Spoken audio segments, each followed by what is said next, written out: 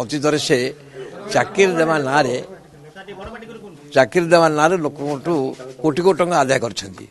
ଯାହାଫଳରେ ସେ ଧରା ପଡ଼ିଲେ, ଜେଲ ମଧ୍ୟ ଗଲେ। ତାପରେ ଦଣ୍ଡବିଧାନ କୋର୍ଟରେ ମଧ୍ୟ ଅଛି, ଚାଲିଛି।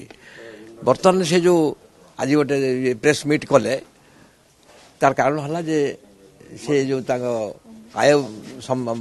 ଆୟ ବହିର୍ଭୂତ ସମ୍ପତ୍ତି ଠୁଳ କରିଥିଲେ, ସେ ଧରା ପଡ଼ିବା ପରେ ଆଉ କୋର୍ଟରେ ଚାର୍ଜ ଫ୍ରେମ୍ ଜାଣିଲେ ସେ ନିଜକୁ ରକ୍ଷା କରିବା ପାଇଁ ଗୋଟେ ମିଛ କଥା କହୁଛନ୍ତି, ପାଗଳାମୀ କଥା କହୁଛନ୍ତି। ସେ ନିଜେ ଆପଣ ଦେଖନ୍ତୁ, ସେ ଯାହା କହୁଛନ୍ତି ତା ମୂଲ୍ୟ ଠିକ୍ ନାହିଁ। ସେ ତାଙ୍କର ମସ୍ତିଷ୍କର ସେ ଭାରସାମ୍ୟ ହରାଇ ଦେଇଛନ୍ତି। ତେଣୁ ଏଥିରେ କିଛି ସତ୍ୟତା କିଛି ନାହିଁ। ଆପଣ ଦେଖନ୍ତୁ, ସେ ଗୋପାଳପୁରବାସୀ ଲୋକମାନଙ୍କୁ ଠକିଲେ, ସେମାନେ ତାଙ୍କ ବିଶ୍ୱାସ କରିନାହାନ୍ତି, ତାଙ୍କୁ ପ୍ରତ୍ୟାଖ୍ୟାନ କରିଦେଇଛନ୍ତି। ହେଲେ ମଧ୍ୟ ସେ ନିଜକୁ ରକ୍ଷା କରିବାକୁ ଯାଇକି ଏସବୁ ପ୍ରକାର କଥା କହୁଛନ୍ତି। ଆଉ ଯାହାଫଳରେ କି ସେ ନିଜକୁ କେବେ ରକ୍ଷା କରିପାରିବେ ନାହିଁ। ସେ ନିଶ୍ଚୟ ଦଣ୍ଡ ପାଇବେ, ଏଥିରେ ସେ ଜାଣିଦେଲେଣି ନିଶ୍ଚୟ ଦଣ୍ଡ ପାଇବେ।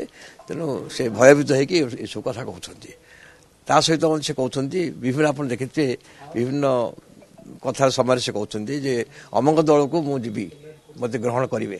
କିନ୍ତୁ ଆମେ ଦେଖୁଛୁ କୌଣସି ଦଳ ତାଙ୍କୁ ଗ୍ରହଣ କରୁନାହାନ୍ତି। କାହିଁକି? ଯେଉଁ ଦଳ ଆମେ ଯାହା ଜାଣିଛୁ, ଯେଉଁ ଦଳ ତାଙ୍କୁ ସମାଲୋଚନା କରୁଥିଲେ, ଯେତେବେଳେ ସେ ଇଏ କରିଥିଲେ, ତାକୁ ପୁଣି ସେମାନେ ନେଉଛନ୍ତି। ଏଥିରେ ସେ କେବେ ହେଲେ ଏଇଟା ବଡ଼ ଆଶ୍ଚର୍ଯ୍ୟ ଜିନିଷ। ସତ କିଛି ନାହିଁ, କିଛି ପ୍ରଭାବ ପଡ଼ିବନି, କିଛି ପ୍ରୟୋଗ ହେବନି। କିନ୍ତୁ ସେ ଯେପରି ଗୋଟେ ଲୋକପ୍ରତିନିଧି, ଲୋକଙ୍କୁ ମାନେ ସାହାଯ୍ୟ କରିବା କଥା, ଇଏ କରିବା କଥା, ସେ କିଛି କରିନାହାନ୍ତି। ତେଣୁ ନିଶ୍ଚୟ ସେ ଦଣ୍ଡ ପାଇବେ, ଏଥିରେ ସନ୍ଦେହ ନାହିଁ। ଅନ୍ୟ କୋଉ ଦଳରେ ଯଦି ରୁହନ୍ତି, ବ୍ରହ୍ମପୁର ବିଜେଡି କି ଗୋପାଳପୁର ବିଜେଡି କି କିଛି ପ୍ରଭାବ ପଡ଼ିବନି। କାହିଁକିନା ଯେଉଁ ଦଳ ତାଙ୍କୁ ସମାଲୋଚନା କରୁଥିଲେ, ଯେ ତାଙ୍କ ବିରୁଦ୍ଧରେ କଥା କହୁଥିଲେ, ସେ ତାଙ୍କୁ ବର୍ତ୍ତମାନ କୁଡ଼ିଏ ନେଇଛନ୍ତି। ତେଣୁ ଏଇଟା କିଛି ସେ ଦଳ ମଧ୍ୟ ଓଡ଼ିଶାରେ ଶାସନ ନାହିଁ। ତେଣୁ କିଛି ପ୍ରଭାବ ପଡ଼ିବନି। ସେ ଦଣ୍ଡିତ ନିଶ୍ଚୟ ହେବେ।